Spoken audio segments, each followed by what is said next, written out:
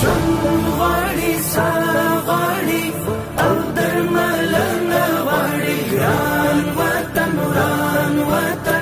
ګرانه پالنه غواړي ورک نه د رک طالب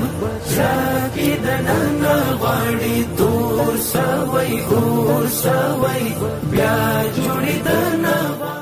د امر بالمعروف نهي عن المنکر او شکایتونو اوریدلو وزارت اړوند په نظامی برخه کې د منکراتو د ازالې رئیس مولوي راز محمد حامد او سرمل پلاوی د خپل ورځنۍ کړنو په جریان کې د کورنۍ چارو وزارت اړوند د وزارتونو د ساتنې قطعې د 14 ټولي څخه د اصلاح په موخه لیدنه وکړه. مولوي راز محمد حامد مجاهدینو ته وویل چې راغلی نظام د الله تعالی یو لوی نعمت دی چې د ډیرو قربانۍ او سرښندنو په نتیجه کې الله تعالی پر موږ لورولای چې باید هغه ساتنه وکړو. موږ هم د مجلس غرض دا وي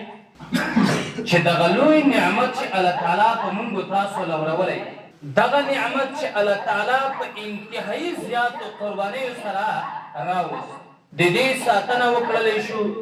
دغه قدرت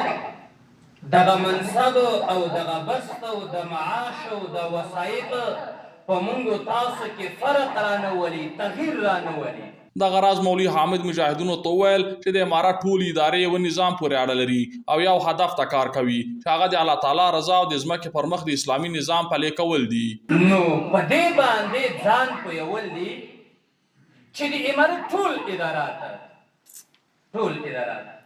دا د یو نظام ادارات دي. د نظم و ضبط لپاره څوک پولیس دي،